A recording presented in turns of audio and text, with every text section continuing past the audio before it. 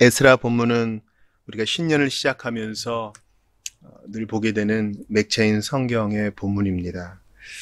에스라를 이렇게 보다가 전과는 다른 감동과 깨달음이 있어 여러분과 나누고 싶습니다. 그것이 오늘 이 밤에 우리가 기도할 동력과 또 동기, 또 자극이 되리라 믿어요. 이 본문을 처음 보시는 분도 있기 때문에 설명을 좀 드려야 되겠습니다. 하나님께서 페르시아 왕 고레스를 감동시키셨어요. 그래서 포로로 잡혀온 유대인들 돌아가라 합니다. 가서 성전 지으라 합니다. 그래서 왕과 왕자를 위해 기도하게 하려는 정략적인 목적도 있었겠죠.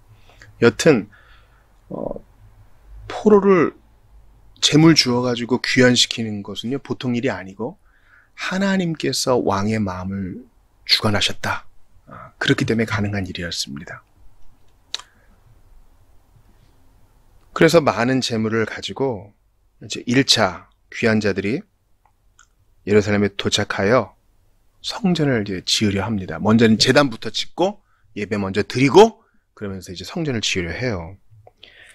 그런데 문제가 생깁니다. 반대가 이제 일어난 거죠. 4장에 그 내용이 있습니다. 오늘 본문에 나왔던 사람들과는 좀 다른 사람이 반대를 합니다. 그리고 이제 왕도 바뀌었어요. 고레스 왕 때 귀환했던 사람들을 잘 모르는 아닥사스다 왕이 이제 통치 때에 그 왕의 통치 때에 방해가 이제 일어난 것이죠. 그래서 7절을 보세요. 아닥사스다 때에 비슬람과 미드르닷과 다부엘과 그의 동료들이 바사왕 아닥사스다에게 글을 올렸으니 그 글은 아람 문자와 아람 방언으로 써서 진술하였더라. 이 사람들이 편지를 써가지고 이 사람들 지금 반역하려는 겁니다. 이런 사람들이 있는지를 모르실 것 같은데 워낙 제국이 넓으니까 전왕 때 그런 일이 있었습니다. 그런데 이 예루살렘 백성들은 유명해요. 유대 사람들 유명해요. 반역하기로 유명합니다. 이대로 두면 안 됩니다. 그러면 세금 안 낼 거예요. 그래서 아닥사스다 왕이 멈춰라. 건축 멈춰라. 공사를 못하게 합니다. 그래서 16년 동안 4장 24절 보니까 바사왕 다리오 제2년까지 즉 아닥사스다 왕 다스림이 끝나고 그 다음 왕 될 때까지 16년 동안 성전 건축이 멈추어집니다. 그리고 이제 5장이 시작되는 거예요. 자, 여러분 생각해 보세요. 70년 동안 포로로 있었어요. 그러면 이제 민족 정체성도 막 흔들릴 거예요. 그죠? 성전을 모르고 다윗과 솔로몬을 모르고 이스라엘을 잘 모르는 사람들. 뭐 제사장 무리와 여러 가지 가문이 있지만 10지파는 어떻게 되는지도 몰라요. 혼혈도 됐고. 유다 지파, 다른 지파와, 소수 지파와 함께 이렇게 몇 명이 계수해가지고 이제 왔는데, 목숨을 걸고 와가지고 하나님이 지켜주셔서 왔는데, 엉망이죠, 황폐화되고, 거기서 이제 집도 줘야 되겠고, 성전도 줘야 되겠고, 할 일이 많은데, 방해까지 있어요. 못하게 해요. 그래서, 천하의 페르시아 왕이 그만하라 그러니 절망감과 패배감이 가득했겠죠. 얼마 동안? 16년 동안. 여러분 16년이면요. 16년이면 긴 세월이에요. 그러고 보니까 이 5장에서 성전 건축에 대해서 물어봤던 사람은 4장에서 아하수에로 왕 또 아닥사스다 왕에게 편지를 보낸 사람들과 다른 사람들이죠. 3절 보니까 총독 다뜨네 스달보스네. 이 사람들은 이런 일이 있었는지도 아마 몰랐을 것 같아요. 그러니까 막지는 않고 무슨 일이냐 알아보려고만 한 거죠. 그래서 왕에게 다리오 왕에게 편지를 보내서 이런 일이 있는데 가부를 결정해 주시기를 바랍니다. 이렇게 또 편지를 보내요. 근데 이 본문을 읽으면서 제 마음에 깊은 감동이 왔던 것이 자, 여러분 16년 동안 뭔가 안 했어요. 그러면 사람이 그 관성에 젖어들게 돼요. 이거 안 되는 건가 보다. 16년 동안 공사 자리가 지저분하게 또 있었겠죠. 자재가 막 흐트러져 있었을 테고. 안 될 건가 보다.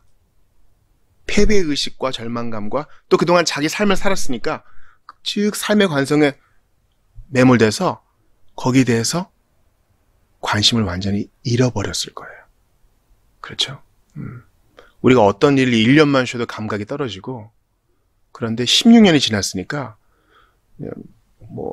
10살 때 왔던 사람은 26살이 됐을 테고, 30살 때 왔던 사람들은 46이 됐을 테고, 이제 자기 바쁜 세상이 된 거예요.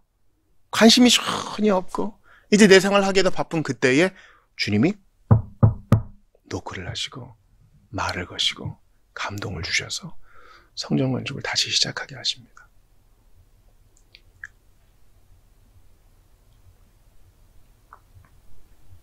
왕이 편지 보내가지고 얘들아 다시 시작해 이렇게 한 게 아니에요. 하나님이 선지자들을 감동시키셔서 선지자들이 예언의 말씀, 하나님 말씀을 딱 증거하니까 지도자들이 힘을 얻어가지고 다시 공사를 시작한 거죠. 주변이 응원해주는 사람도 없고 왕의 허가도 없지만 이거는 처음부터 허락받아 온 거였고, 하나님이 느부갓네살 왕 감동 주셔서 이렇게 된 거니까 포기할 수 없어. 그리고 이건 하나님 뜻이야. 그래서 시작합니다. 어떻게 해요? 하나님께서 감동 주신 선지자의 말씀 선포 까닭에 이 일이 이루어진 거예요. 자, 오늘 보면 5장 1절 보세요. 선지자들 곧 선지자 학계와 우리가 아는 그 학계예요. 이또의 선지자 스가랴가, 우리가 아는 그 스가랴예요. 학계 스가랴 말라기, 바로 그 사람들이에요. 이스라엘의 하나님의 이름으로 유다와 예루살렘에 거주하는 유다 사람들에게 예언하였더니, 여기에 많은 내용이 함축되어 있겠죠. 예언은요, 예언자가 해야겠다 하고 하는 게 아니에요. 주 여호와의 성령께서 할 말을 심어주셔야 그것을 전파하는 것입니다. 할 말 없는데 마음대로 전하는 사람은 거짓 선지자, 거짓 예언자, 거짓 스승이라 그러죠. 이에 이렇게 이 선지자 두 사람의 예언, 하나님 말씀을 들으니까 이제 감동과 충동이 일어나는 거예요. 이에 스알디엘의 아들 수룹바벨과 총독이죠. 요사닥의 아들 예수아가 일어나 대제사장이죠. 예루살렘에 있던 하나님의 성전을 다시 건축하기 시작함에 지도자가 먼저 이제 분기 충천하는 거예요. 하나님 말씀에 감동을 받아. 그러니까 이제 사람들이 따라오는 건 시간 문제죠. 하나님의 선지자들이 함께해서 그들을 돕더니, 놀라운 말이에요. 여러분, 선지자들이 성전 건축을 돕으면 어떻게 돕겠어요? 어떻게 돕겠어요? 선지자와 예언자는 같은 말인데, 선지자와 예언자가 하는 주된 사역은 뭐라고요? 말씀을 선포하는 거예요. 앞날에 있을 것을 예언하기도 하지만 가장 주된 사역은 뭐예요? 설교하는 거예요. 그러니까 이 정신적인 힘, 영적인 힘이 중추가 돼야 돼요. 공사를 할 육체적인 에너지가 넘쳐서 성전 건축을 마쳤다? 천만의 말씀. 그 마음의 힘, 심령의 힘이 있어야 돼요. 그걸 누가 도왔어요? 선지자 예언자들이. 선지자 예언자는 무엇으로 도왔다? 하나님 말씀으로. 여러분, 우리가 주일에 기도하게 하시며, 그죠? 므낫세의 기도를 봤어요. 근데 무엇이 기도하게 하신다 그랬어요? 역대하 33장에서는 첫 번째, 환난이 기도하게 하신다. 하나님이 환난을 통해 기도의 말을 거신다. 두 번째, 무엇을 통해? 감동과 충동을 통해 우리에게 말을 거신다. 세 번째, 어떻게 우리에게 말을 거신다 그랬어요? 사람들을 통해. 그 사람들은 선지자죠. 바로 그 예예요. 그리고 저는 오늘날 이것이 가장 일반적인 예라고 생각합니다. 환난을 통해서, 또 충동을 통해서. 근데 우리가 늘 환난을 받지 않죠. 좋을 때도 있고요. 또 충동이 늘 있지도 않아요. 이번 한 주 돌아보셨어요? 어떤 충동이 있으셨어요? 목사님 잘 기억이 안 나는데요. 어떨 때는 좀 밍숭밍숭한 때도 있는 거예요. 근데요, 세 번째 경우, 사람들을 통해서는 우리가 늘 말을 거시는 하나님을 독대하게 돼요. 우리가 주일마다 예배 참석하잖아요. 이렇게 금요기도회 때 하나님 말씀 앞에 서잖아요. 그때 주님이 설교자를 통해, 교사를 통해 우리에게 말을 거세요. 오늘 에스라 5장을 한번 뒤집어 보면요, 선지자, 즉 학계 스가랴 없었으면 성전 건축 못해요. 하나님께서 얼마든지 다른 방법이 있지 않았을까요? 맞아요. 하나님이 근데 가장 많이 쓰시는 일반적 방법이 바로 하나님 말씀이 대언자를 통해 목사와 교사와 선지자를 통해서 이 일을 하셔요. 그래서 우리의 마음에 감동을 주시고 충동을 주시고 도전을 주시고 때론 징계도 하시고 꾸짖으시고 그렇게 해서 주님이 우리에게 말을 거시는구나. 다시 시작해라. 말을 거시는구나. 주님이 이 방법으로 16년 동안 무기력에 빠져있던 사람들을 일으키세요. 오늘 본문은 우리에게 시사하는 바가 있죠. 기도하게 하시며 주님이 기도하게 하신다는데 난 주중에 별 감동이 없었는데 아니요. 우리가 성경을 열 때마다 주님이 우리에게 기도의 말을 거세요. 내가 이제 돌아오는 주일에 추천도서 있는데요. 도널드 위트니의 이제부터 다시 기도라는 책이에요. 이분이 아주 좋은 성경교사예요. 주된 골자가 이거예요. 우리가 기도한다 그럴 때 진부한 언어로 기도하기 마련이라는 것이죠. 진부한 언어로. 그래서 기도해야지 하면 자꾸 시계 본다는 거예요. 한참 한 것 같은데 2분밖에 안 지나고. 이거 여러분 다 경험해서 아시죠? 더 해야 되는데. 내가 자꾸 할 일도 생각나고 집중은 안 되고 잠은 안 깨고. 야, 이거 어렵다. 그래서 성경을 보는 거, 말씀과 기도를 하나로 묶는 작업이 필요하다는 거예요. 우리는 성경 봤으니까 이제 기도해야지. 먼저 나부터 시작해서 가족들, 교회, 우리나라. 기도를 했는데 2분밖에 안 지났네. 뭐 하지? 이러다가 나도 괴롭고. 근데 휘트니가 추천하는 방식은요. 성경을 읽을 때 성경에 있는 언어로 기도를 하라는 거예요. 그러니까 이거를 분리할 수가 없는 거죠.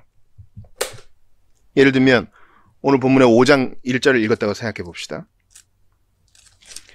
선지자들 곧 선지자 학개와 이또의 손자 스가랴가 이스라엘의 하나님의 이름으로 유다와 예루살렘에 거주하는 유다 사람들에게 예언하였더니 하나님 우리에게도 이런 예언자가 필요합니다. 우리 교회의 목사와 교사도 이런 예언자 역할을 잘해야 되겠지만 우리의 온전한 예언자 되신 예수님을 바라보게 하시옵소서. 예수님 저에게 말씀을 가르쳐 주소서. 그리고 저희도 주님의 삼중직을 공유하는 자로서 선지자로 잘할 수 있도록 도와주소서. 우리는 동료 선지자라고 요한계시록에서 배웠는데 주님 저희를 도와주옵소서. 이렇게 기도하는 거예요. 2절도 마찬가지죠. 이에 스알디엘의 아들 스룹바벨과 요사닥의 아들 예수아가 일어나 예루살렘에 있던 하나님의 성전을 다시 건축하기 시작하며 하나님의 선지자들이 함께 있어 그들을 돕더니 주님 일을 하려면 결단하는 사람이 있어야 됩니다. 행정적인 지도자들에게 함께하여 주시옵소서. 또 우리 교회도 장로가 세워져서 정말 힘있게 같이 일하는 데 있어서 리더십을 발휘할 수 있도록 도와주시옵소서. 제가 가정에서 부모로서 리더십을 잘 발휘할 수 있도록 도와주소서. 말씀을 듣기만 하고 실행하지 않는 사람이 될까 두렵사오니 저를 도와주소서. 이렇게 기도하는 거예요. 이건 연습하면 금방 알 수 있어요. 왜냐하면 방금 읽은 구절은 우리가 알 수 있으니까요. 하나님은 성경을 통해 우리에게 말을 거세요. 그러므로 성경 구절을 가지고 기도하는 법을 여러분 연습하시면 좋아요. 이건 하나의 어떤 방법론이 아닙니다. 말씀과 기도는 하나거든요. 자, 이스라엘 백성들, 귀환한 유다 백성들이 어떻게 도전을 받고 어떻게 기도를 하여 다시 성전 건축에 돌아오게 되었습니까? 스가랴와 학개의 예언의 말씀 통해서 말이죠. 여러분 제가 학개 1장 4, 6절을 한번 읽어드릴게요. 잘 들어보세요. 지금 시간 관계상 찾지 못하고요. 자, 요 무렵에 성전 건축이 중단되었을 때 학개 스가랴 선지자가 활동하면서 어떤 사역을 했나 들어보세요. 이 성전이 황폐하였거늘 너희가 이때에 판벽한 집에 거주하는 것이 옳으냐? 그러므로 이제 만군의 여호와가 이같이 말하노니 너희는 너희의 행위를 살필지니라. 너희가 만일 뿌릴지라도 수확이 적으며 먹을지라도 배부르지 못하며 마실지라도 흡족하지 못하며 입어도 따뜻하지 못하며 일꾼이 삭슬 받아도 그것을 구멍 뚫어진 전대에 넣음이 되느니라. 너희들 16년 동안 열심히 너희들 생활 돌봤지? 근데 어때? 생활 좀 나아졌느냐? 하나님이 복 주시는 길이 있는데 그걸 외면하고 너희가 잘 될 줄 아느냐? 먼저 그 나라와 의를 구하지 않고 어떻게 형통하기를 바랄 수 있느냐? 이렇게 도전하는 거예요. 여러분 이거 마음에 새기세요. 하나님의 사람이, 하나님의 자녀가 세상 사람들과 똑같이 살면서 하늘의 복을 구한다? 이런 일은 있을 수 없어요. 그들의 귀한 목적은 예루살렘을 중건하는 거였어요. 그래서 먼저 성전 짓고 그 다음 성벽 짓고 해야 되는데 안 해. 직무를 유기해. 그리고 여기도 결혼도 해야 되고 애도 낳고 뭐 농사도 지어야 되고 할 일 많아요. 그리고 뭐 바빠요. 힘들고요. 핑계가 많아져. 근데 선지자가 하나님 말씀, 하나님의 영이 충만해서 주의 말씀을 전해요. 정신 차려라! 하나님의 전이 저렇게 회파되어 있는데 너희들이 지금 멋지게 가꾸고 이게 말이 되느냐? 하나님 말씀이 우선성이에요. 우리가 기도를 하려도요, 말씀을 붙들고 기도하는 거예요, 여러분. 세상 종교를 보세요. 세상 종교는 묵상이라 안 하거든요. 명상이라 그래요. 내 안으로 가게 파고드는 거예요. 내 안으로 파고드는 거예요. 주관적이죠. 그런데 이런 걸 관조라 그래요. 컨템플레이션. 근데 하나님 백성의 기도는 묵상이라 그래요. 묵상은 뭐냐면 반드시 텍스트가 있어야 돼. 반드시 말씀을 붙들고 기도하는 거예요. 우리가 주일 설교 듣고 말씀 붙들고 기도하자 그러잖아. 이거 그냥 허튼 소리가 아니에요. 그때 그냥 분위기에 휩쓸리지 마시고, 내가 오늘 설교를 들었는데 대지가 뭐였지? 기억나는 성경 구절은 뭐였지? 잘 집중이 안 되면 눈 뜨고 본문 보며 기도하세요. 아니면은 주보에 있는 제목이라도 보고 기도하시라고. 이게 바른 기독교적 성경적 묵상이에요. 16년 동안 성전 건축을 놓았던 백성들은요, 분명한 메시지를 받았어요. 학개와 스가랴를 통해. 이거 되겠느냐? 그것이 그들을 일으켰습니다. 바른 행동으로 그들을 인도했어요. 바른 순종으로 그들을 인도했어요. 그렇다면 이제 신년이 12일 지났는데요. 여러분 어떠세요? 결심한 대로 사셔요, 지금? 어떠세요? 우리가 결심이 많을수록 괴로움이 더해요. 어떤 분은 너무 결심에 매이지 말고 습관을 들여라 그러는데, 습관 들이는 것도 힘들어요, 여러분. 습관도, 좋은 습관 들이는 것도 결심이 계속 쌓여야 되는 거죠. 우리는 하나님이 도와주셔야만 됩니다. 그래서 어떤 감동이 있든지, 좋은 일이 있든지 나쁜 일이 있든지 어찌됐거나 성경 펴는 연습을 하셔야 됩니다. 한 절을 봐도 여호와는 나의 목자시니 내게 부족함이 없으리로다. 누가 알아요? 16년 동안 멈춰있던 성전 건축을 다시 일으키게 한 그 말씀이 바로 오늘 내가 읽은 이 한 절 말씀인지 누가 아냐고요. 우리의 이런 행동을, 이런 결단과 선택을 주님이 기뻐하지 않으시겠어요? 주님, 제가 오늘 너무 정신이 없는데 이 말씀 하나 붙듭니다. 여호와는 나의 목자시니, 여호와, 유일하신 하나님, 나의 목자. 다른 사람의 목자가 아니라 바로 내 목자가 되어주신다고 했으니, 목자는 양에게 좋은 거 주지 않습니까? 저를 인도해 주시고 내게 부족함이 없으리로다. 실로 이게 내 고백이 되게 해주십시오. 이거 연습하셔요. 훈련하셔요. 바로 지금 실습하세요. 오늘 우리가 이제 요거 말씀 보고 기도할 텐데, 눈 뜨고 본문 보면 기도하셔도 좋아요. 성경에 눈 감고 기도하는 말 없으니까. 말씀이 동인입니다. 그리고 말씀하시는 하나님이 동인입니다. 칼빈이 성경을 주의할 때 아리스토텔레스의 사중 인과론 얘기했거든요. 여러 가지 원인이 있죠. 어떻게 성전 건축이 다시 재개되었는가? 선지자들의 예언으로, 총독들의 리더십으로, 백성들의 협력으로, 사람들이 막지 않아서, 여러 가지 이유가 있겠죠. 그러나 최종적인 이유는 뭡니까? 목적인이라 그러거든요. 바로 하나님의 영광을 위해서 하나님이 동인이 되셔서 그 일을 이루셔요. 기도하게 하시고 참으로 마음 뜨겁게 순종하게 하시는 하나님, 고레스를 감동시키신 하나님이 학개와 스가랴를 통해서 이스라엘 백성들을 감동시키셔서 포기했던 그 일을 다시 하게 하십니다. 우리가 성경을 열어 한 절 한 절 곱씹으며 기도할 때 주님이 그 감동을 우리에게도 주실 줄을 믿습니다.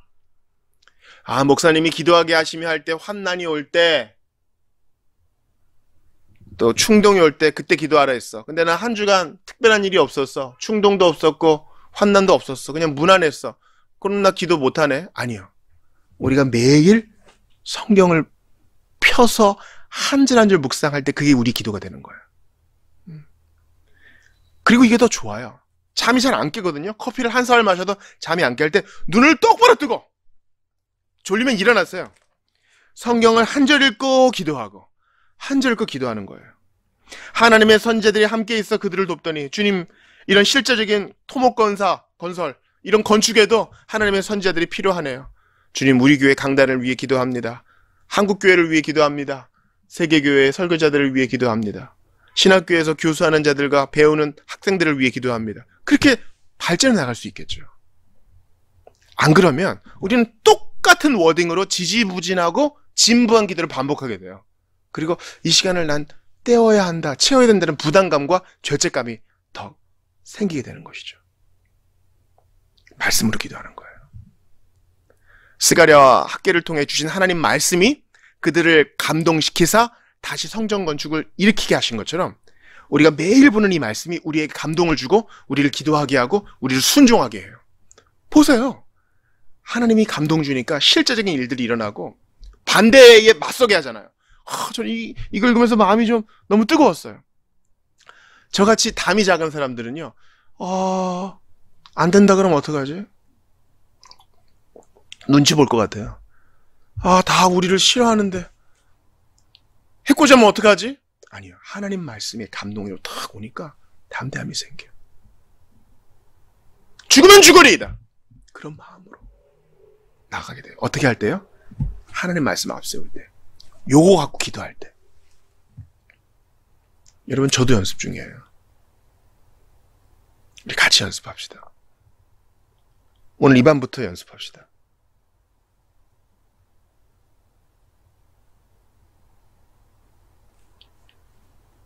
그리고 우리가 서로에게 있어서 학개와 스가랴처럼 되어줍시다. 우리 지체 중에 미온적인 사람, 교정이 필요한 사람이 있잖아요. 그럼 우리가 말씀을 품은 선지자로서 그리스도 안에서 우리가 다 그 삼중직을 공유하니까 말씀으로 그들을 깨우쳐주는 거예요. 우리 같이 성경 봅시다. 힘들면 우리 같이 온라인으로라도 같이 성경을 봅시다. 아니면 모여서 성경 봅시다. 교회에서 모입시다. 우리 집에서 모입시다. 이게 우리가 그리스도 안에서 학개와 스가랴의 그 사역을 공유하는 것입니다. 기억하세요. 하나님은 말씀을 통해 감동을 일으키시고 말씀을 통해 우리를 기도하게 하시고 말씀을 통해서 실제적인 일들을 이루세요. 그러니 2024년도 우리의 목표는 하나예요.